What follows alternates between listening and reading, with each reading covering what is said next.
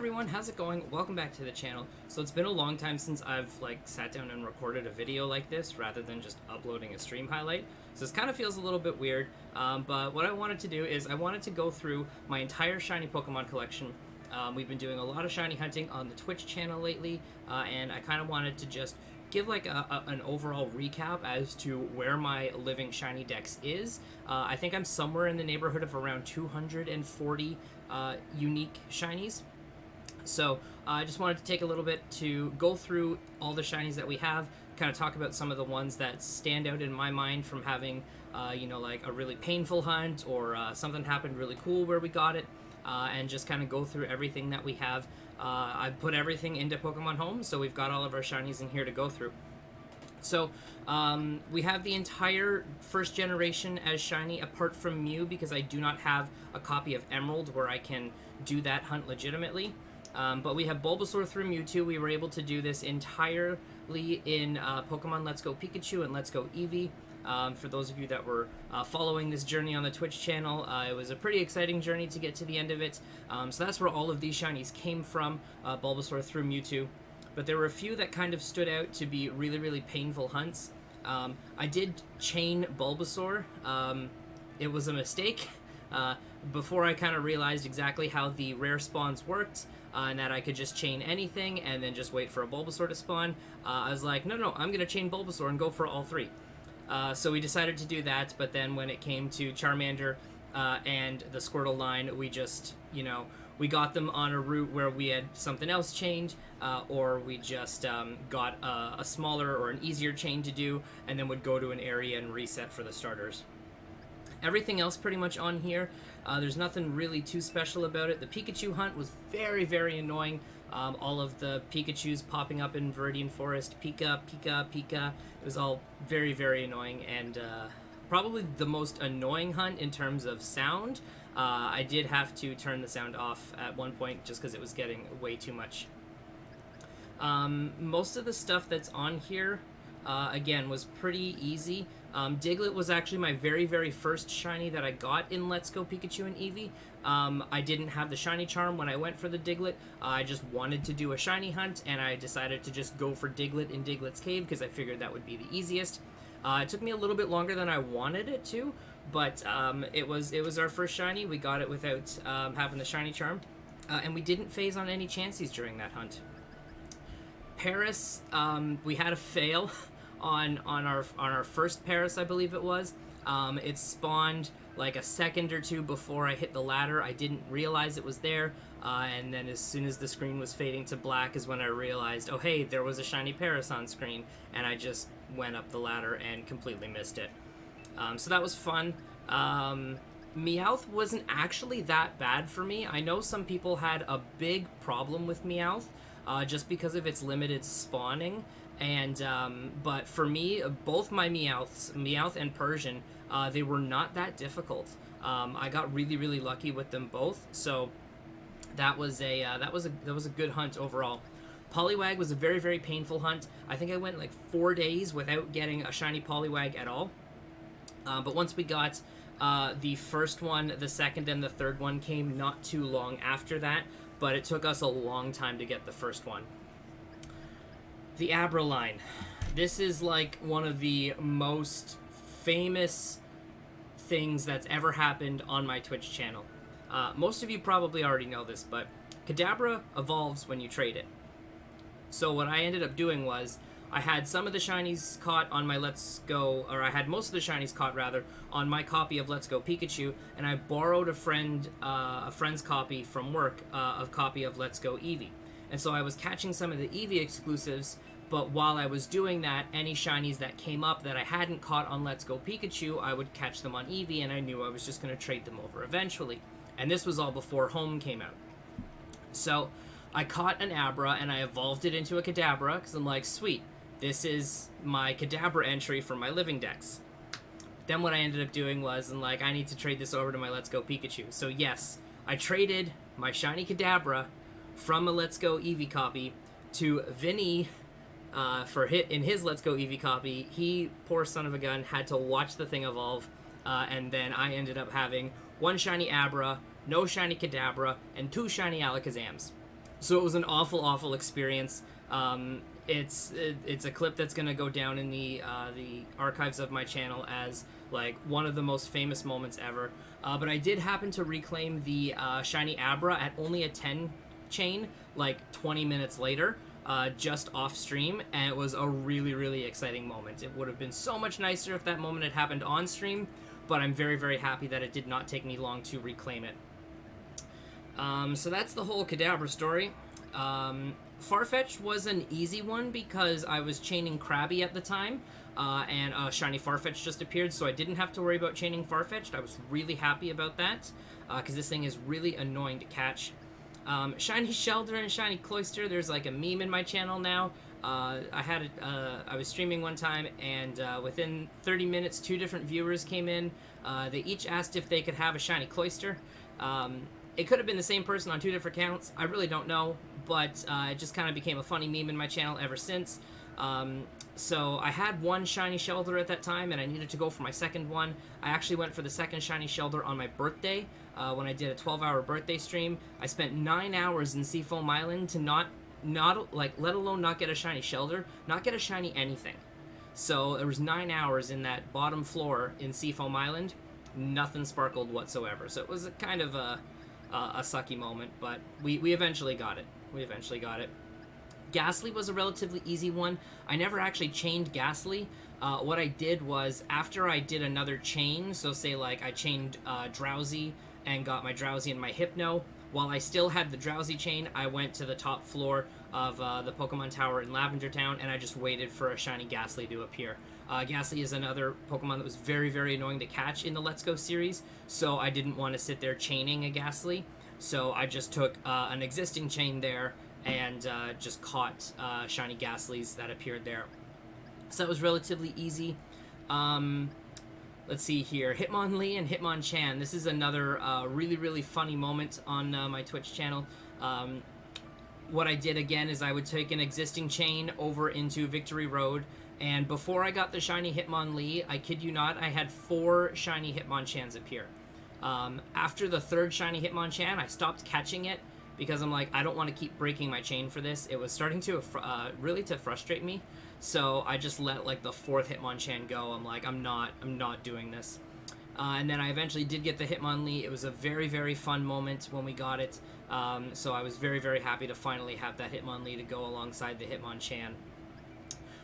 Chancy is probably, ironically, one of the easiest shinies to get in the Let's Go series, just because it's freaking everywhere. Chancy spawns in almost like every route after you get through like Mount Moon, almost. It's very common everywhere. Once you have a 10 combo of anything, you're going to start seeing Chansys. So the amount of shiny Chansys that we saw, just when I was going for my shiny Krabby and my shiny Kingler, the first shiny Krabby I got it on the first phase, but the second shiny Krabby to get my shiny Kingler, I phased 11 times. 5 of those phases were on Chansey. And it was really annoying. So I wasn't too happy about that, but, you know, it is what it is. Tangela was a really quick shiny. I didn't even finish my 31 combo. I got it on like 25 or 26, so that was quite nice.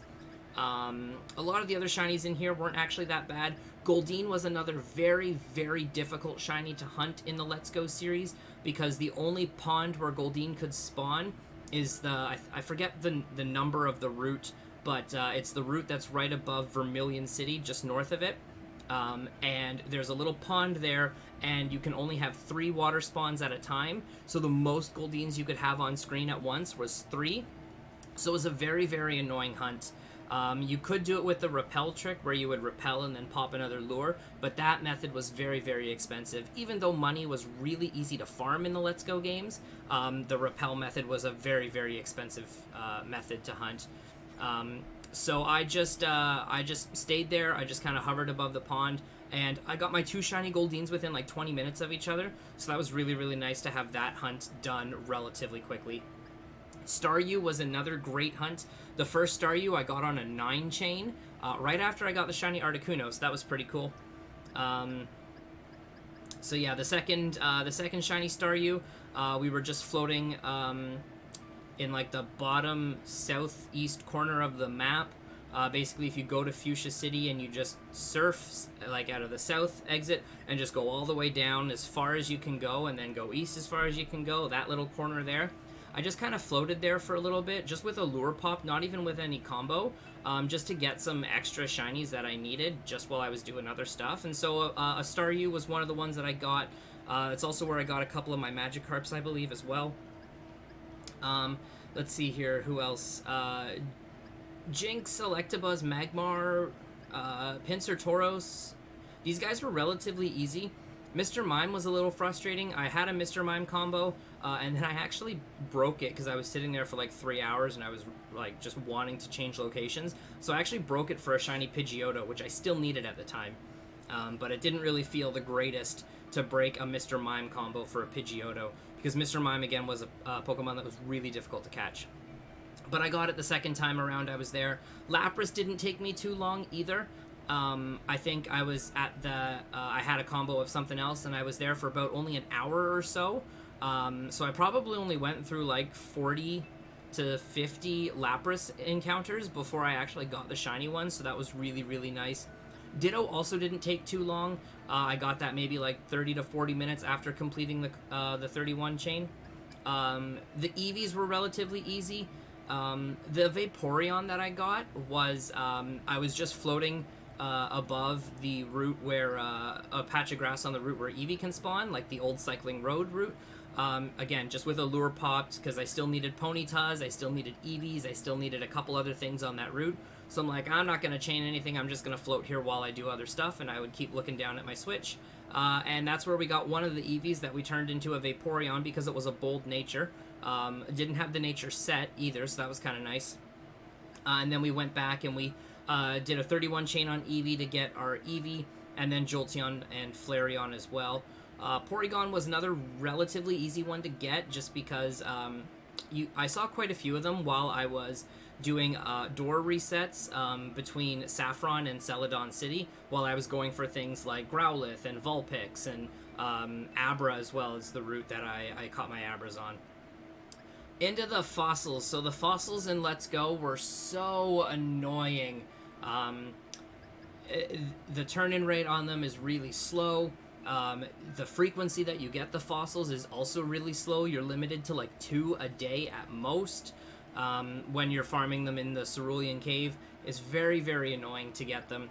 But the Ammonite that I got was the first one. It took me like 5,075 encounters or something along those lines. And then every other shiny was significantly under odds. The second shiny Ammonite, which I turned into an Omastar because this was a female Ammonite, which is a 1 in 8 chance, was only at like 470 encounters. Kabuto and Kabutops were around like 1,100 to 1,400 encounters, I think, and Aerodactyl was like 2,700. So everything else here was way under odds after the awful first Ammonite being 5,000 encounters. Snorlax is a relatively easy shiny to get in Let's Go. It's a rare spawn on the top floor of Cerulean Cave, so all you have to do is just have a 31 combo of anything and then just do ladder resets. It was really, really easy. The legendary birds. So Articuno was the first bird that I went for. I actually went for them in order: Articuno, Zapdos, then Moltres. Articuno was really, really quick. I got it at only like 117 encounters, I think. Zapdos was 957, I want to say. And then Moltres was 1,430 something, I think. So Moltres was the only legendary, not just the legendary bird, but legendary in total, because Mewtwo didn't go over odds, but I'll get there in a minute. Moltres was the only legendary inside of Let's Go that actually went over odds, so it wasn't that bad, and it was only like less than 100 over odds as well, so it was a really, really, even though it did go technically over odds, it wasn't as bad as it could have been. I know some people that were in like 3,000 encounters or something for their Moltres. The Dratini line, I actually only needed 2 because the first time I went to go get my Lapras, I had a random shiny Dragonite just fly in, so that was pretty cool, so I caught that.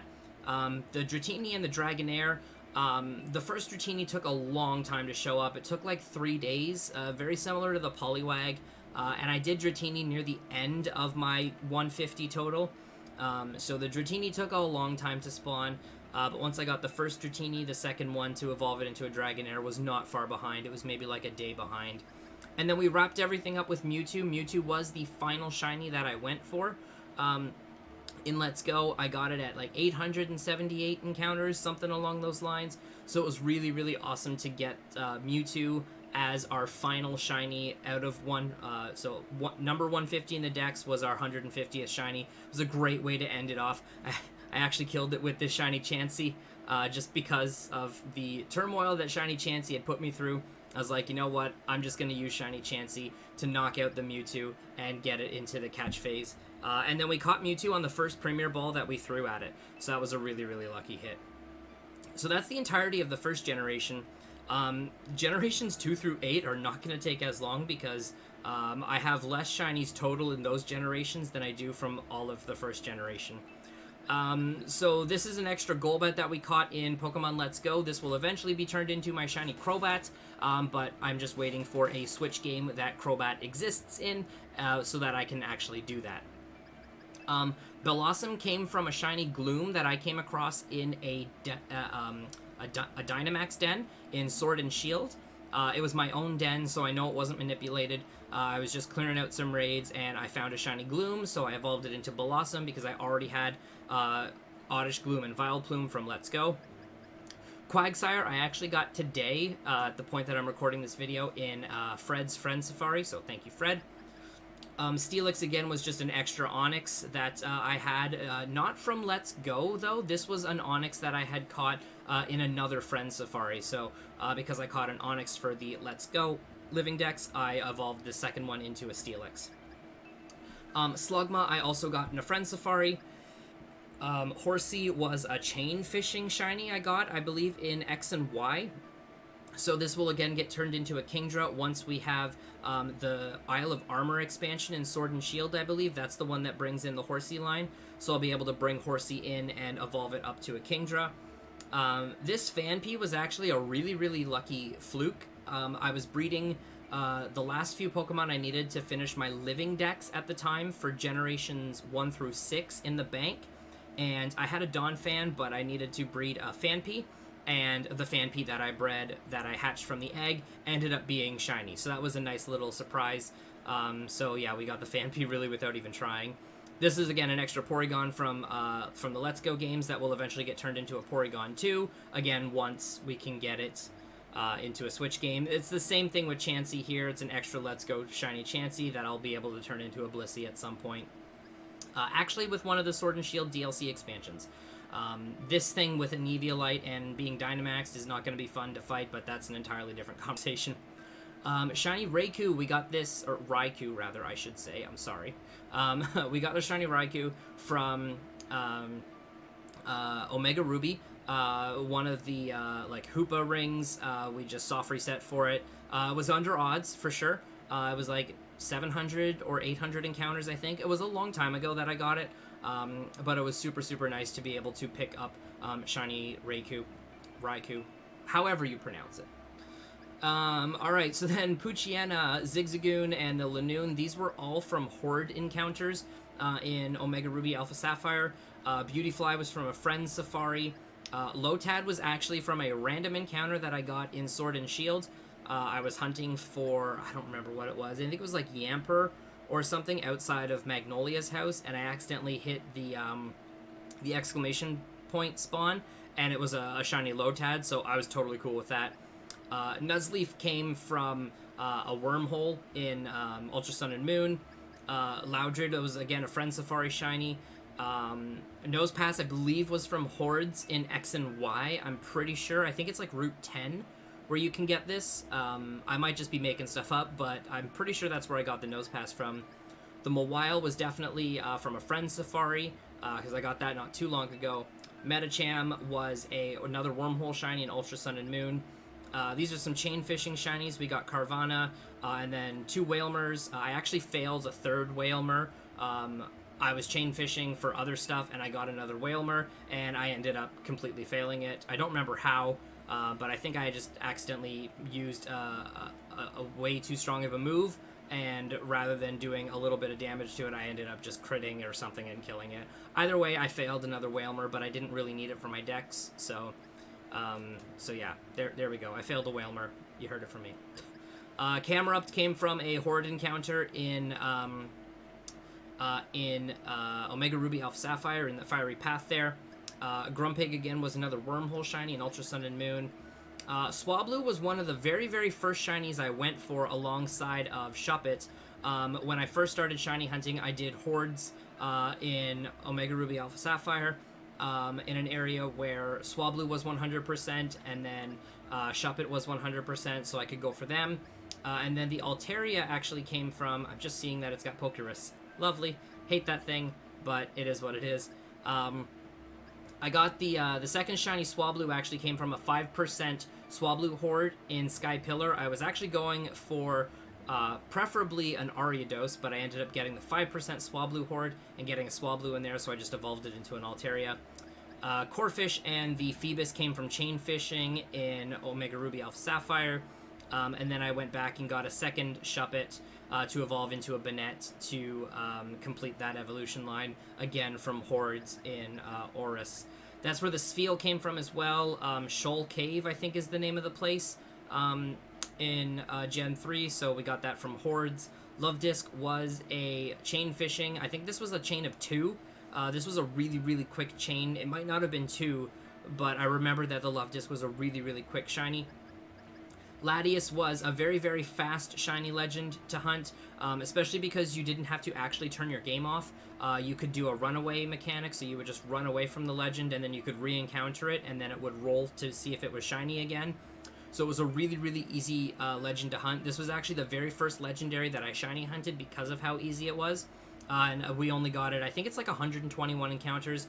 The video is way, way back on my channel, but don't watch it, it's pretty cringe. I think my only, like, Gen 4, I shouldn't say my only Gen 4, there's a few, but they all came from Future Proofs. I tried to go for a female Combi to see if I could get lucky, and I got a male one, so shiny Combi. You'll notice Gen 4 is very empty, because I hardly have anything, and basically everything came from Future Proofs, as you can see.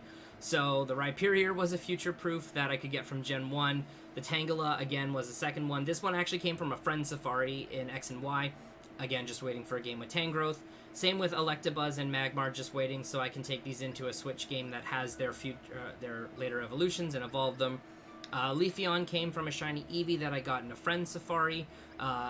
Porygon is the same deal with these guys here, just waiting to evolve into Porygon Z. Dusknoir, you'll see that the OT trainer down there is May, and you might be wondering, why is Ryan and Reinot claiming a shiny Pokemon that has the OT trainer of May?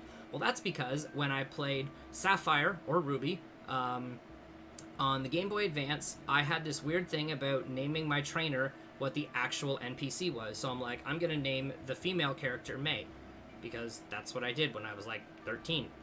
And I got a shiny Duskull in that playthrough, and so I kept it and evolved it all the way up to a Dusknoir. So this is actually probably my first shiny ever, apart from the shiny Kakuna that I failed in Gold and Silver. If you know that story, then yeah. But this is probably like my first actual shiny that is like mine that I didn't fail. So that's pretty cool. Alright, so skipping into some Gen 5 here. Pansear and Panpour, they came from Friend Safaris. Panpour actually came from a Friend Safari today. Audino was another Wormhole shiny. This Excadrill ran into me in Sword and Shields. That was pretty fun. It sought me out and just wanted to be loved, and so we caught it. Basculin was another chain fishing shiny. Sigilif was from a Wormhole. Swanna again was from a Wormhole. Fungus and Amoongus were my Phase 1 and Phase 2 of my shiny Trevenant hunt. I'm actually kind of glad that I phased twice and got double Fungus so I could get the Fungus line, and then on Phase 3 I got the Trevenant, so that was pretty nice. Fracture and Haxorus, these were again Friend Safari that I ended up evolving. Chestnut came from a Chespin that was from a Friend Safari.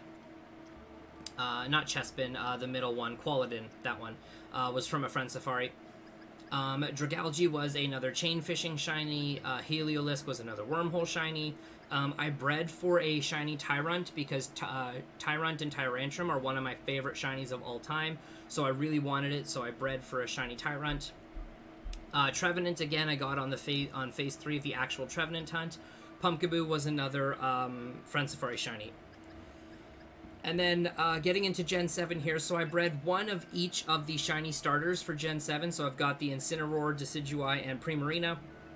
Pikipek, and then the Grubbin that I evolved into a Vikavolt came from SOSing. I absolutely hate that method with just every fiber of my being. I hate the SOS method, so I will probably never ever do that again. But these are the 2 shinies that I got from it, so at least I can say I did that method and got a shiny.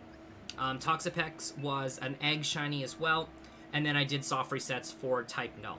I still need to get a second Type Null so that I can get the Silvally, but I'm halfway there. I've got the 1. Okay, and then skipping into Gen 8, so we're getting into the little bit more relevant stuff. So a lot of the things on this page, I think everything on this page was wild encounters. I don't think I hatched any of these from eggs. These were all wild encounters. So yeah, the Squavit, the whole Rookity line, Nickit, Gossifleur, Wooloo, Choodle, and Dreadnought, Yamper, and the whole Roly-Coly line, yeah, it was all random encounters.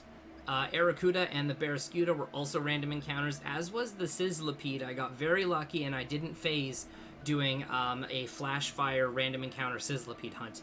That was pretty cool that I got it on the first phase. Toxtricity was an egg hunt. Grapploct actually came from a Clobopus that came from a shiny Den as well, so that was pretty cool. Sinistea I hunted, well obviously I hunted, I egg hunted is what I meant to say. So that came from a shiny, that shiny came from an egg. This is actually a square shiny, which is a 1 in 16 chance to come from an egg, so basically 1 in 8192 odds, the old school odds. For it to be a square shiny coming from an egg if you do Shiny Charmander Masuda method with just how the numbers work. Impidimp came from an egg. Shiny Obstagoon. This is one of my all-time favorite shinies in terms of like what it means to me. Shiny Zigzagoon was the very first shiny I got in Pokemon Sword and Shield, and I got it on launch weekend. Some of you might remember that. That was a really, really awesome stream, a really, really awesome moment. But yeah, we got Shiny Zigzagoon at like 150 encounters on launch weekend. It was on the Saturday. No Shiny Charm, no nothing. And I just wanted to see if I could get a shiny, and I got a Shiny Zigzagoon. So I was very, very, very happy with that. Berserker we got recently. This Runerigus is like the bane of my existence because this one, I went 4 times over odds on an egg hunt. I did 2,184 eggs, I think it was, to get the shiny Yamask. It was not a fun hunt, but it's over. We got it. I just got to get one more Yamask at some point. Frostmoth was from a random Snowman encounter. Copperajah was a very similar shiny to how I got the Excadrill. I came out of Hammerlock one day and I'm like, I'm just going to go check this Copperajah. And it was shiny, so that was pretty cool. I've got 2 of the 4 shiny fossils, so I'm halfway there. Duraludon I did with using a Magnet Pull Meltan. So now that we have access to home, you can bring in Meltan into Sword and Shield, Meltan and Melmetal. Their data does exist inside Sword and Shield, so you can bring them in if you caught them in Go.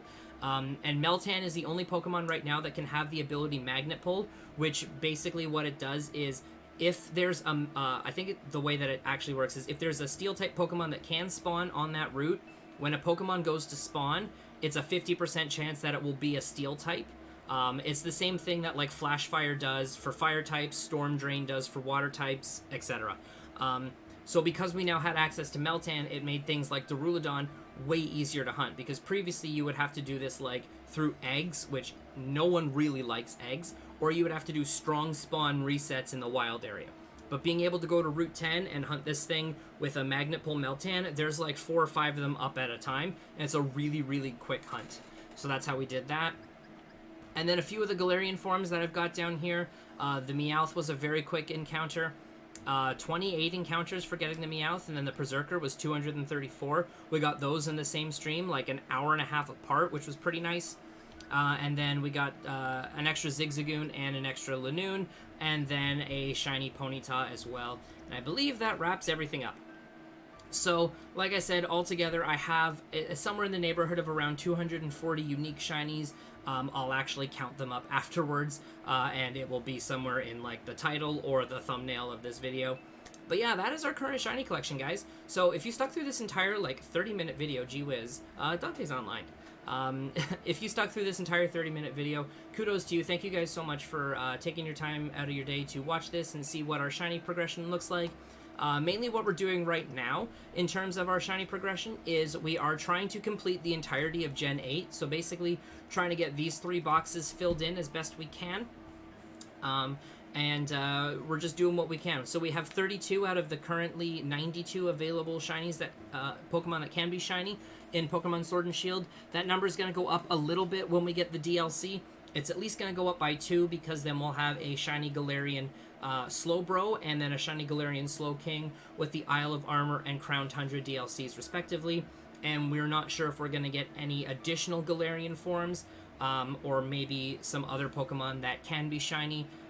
It's very, very unlikely that the new Regis that the Crown Tundra is going to bring, and then Calyrex and Kubfu, it's very, very likely that those are not going to be able to be shiny. It just follows the pattern of new legends in the game that they came out in. They can't be shiny. So we'll just have to see. So the number is going to go up to at least 94 to account for the Slowbro and the Slowking, but it could go higher if we get extra Galarian forms. But again, we don't know. We don't know right now. But anyways, thank you guys again so much for watching. I really, really do appreciate it. Feel free to let me know down in the comments what shinies you have. What are some of your favorites that you have? What were some of your most awful hunts? What were some of your quickest hunts? And let me know what you're hunting right now. But that's going to do it for this video. So thank you guys again so much for watching. Take care, and I'll see you in the next video.